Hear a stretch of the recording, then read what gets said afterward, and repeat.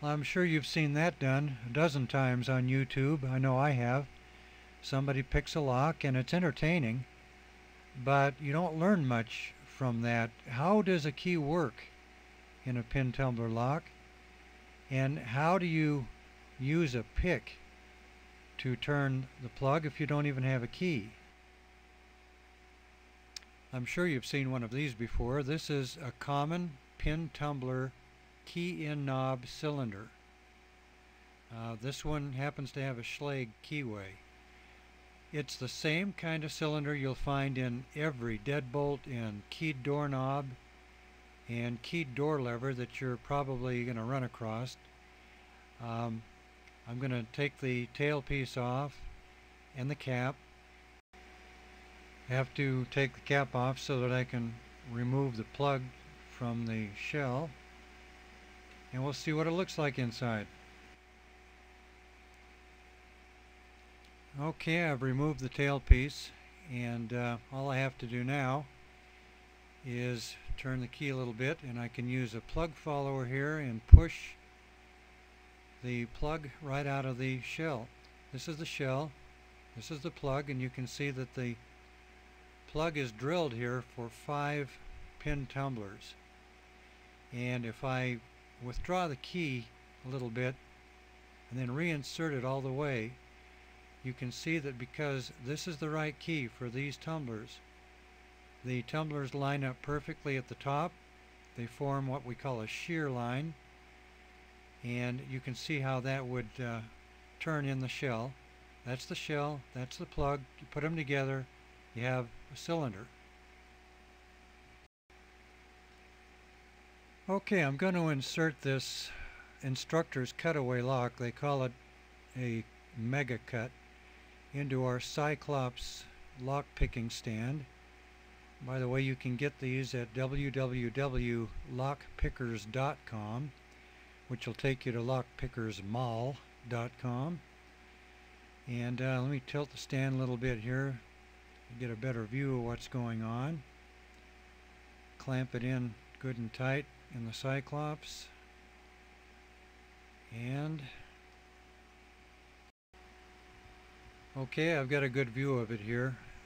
You can see that with the right key, correct key inserted, the bottom pins, which are green here so that you can see them more easily, correspond perfectly to the cuts or the stations of the key. And you can see that there's the top pins right there. When they're the correct pins for the key, it forms a shear line and the key will rotate the plug. You can also see here that the longer bottom pins correspond to a deep cut in the key, and likewise a less deep cut or a shallow cut corresponds to a shorter pin tumbler. When all of these pin tumblers are the correct ones for the key, you get a shear line right there, and it will allow the key to turn because there's nothing projecting up into the top chamber. Okay, I've got a quick set version of the Mega Cutaway Instructor's cylinder, and I've removed all but one pin stack. A pin stack is when you have a bottom pin, a top pin, maybe a master wafer, we don't have any in there, and a spring. That makes a pin stack. And because this bottom pin is the right one for this key, the plug will rotate easily. And you'll see why I'm going to make a point here. Okay, now you'll see if I remove the key, what happens is the bottom pin falls further down into the plug. The top pin drops a little bit into the plug, part way in. That prevents the plug from turning. Even with just one pin stack, we can't turn the plug because that top pin is sitting on top of the bottom pin, driven by the spring, and it's pinning the plug. If I had all of these other stations pinned, we'd have 5 pin stacks preventing that plug from rotating. And to demonstrate what this means is, let me insert this pick in here, and you'll see that I just have to lift it up very slightly. We've only got one pin stack in here. If I just lift it up slightly, I can get that bottom pin right up to the shear line just with lifting one pick. If we had only one stack of pins in a lock, that's all we'd have to do to pick it. Just have to lift it up, and then if I had a tension wrench, I don't think I even need one. With this pick I can turn it. There we go. So it is super easy to pick a lock if there's only one pin stack in it. Well, what if we have more than one pin stack? Here I've got another 2 pin stacks. We've got position 2, 3, and 4 pinned up. If I insert a pick and just try to lift them all to the shear line at the same time, and keep in mind, in the real world you're not seeing what's going on inside the lock, but here I can see that I can get one to the shear line by lifting it up. The others are just being at different levels because the bottom pins are different lengths. If I try to raise them all at once, you might get one, maybe even 2 to the shear line, but you're going to have one that's not.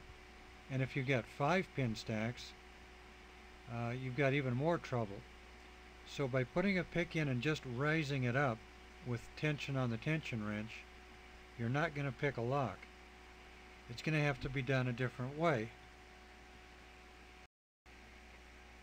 Okay, I've inserted a tension wrench in this cylinder, and I'm going to maintain just a little tiny bit of pressure on that wrench while I pick.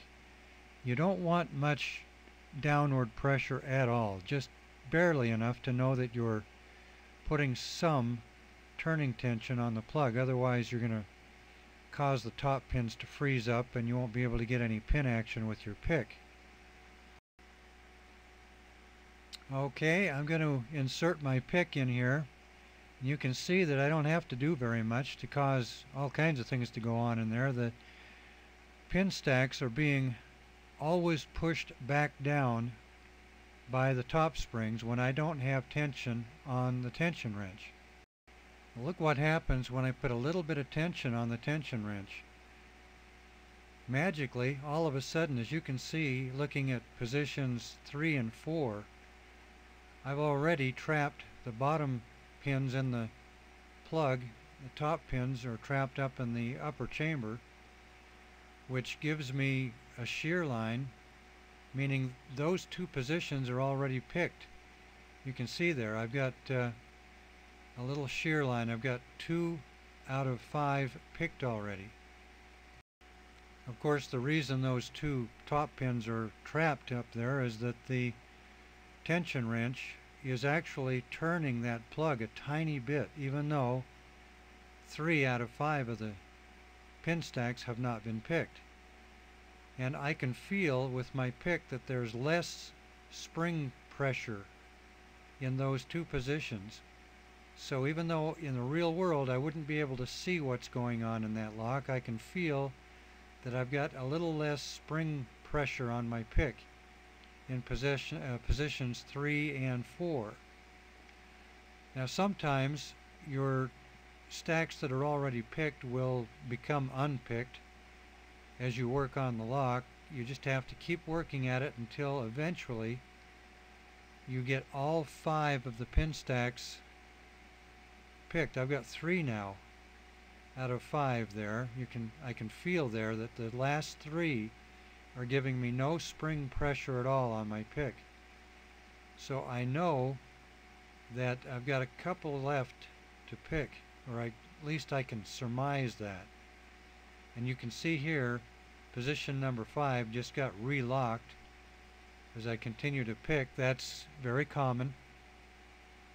As I keep working at it though, what I'm trying to do is to trap the top pins in all 5 chambers at the same time. And there I've got number 5 picked again. So now I've got 3 out of 5 picked. I keep working at it here. Now I've got 4 out of 5 picked. And that first position is the one that's hanging me up. I can tell by feeling with the pick that that first position has some pressure. I'm going to push upward on it as I put pressure on the tension wrench, and lo and behold, I've got the lock picked. Well, I hope this lock picking video has been a little bit more explanatory for you than some of the others. Remind you, you can get the Cyclops lock picking stand at our website. That's www.lockpickersmall.com.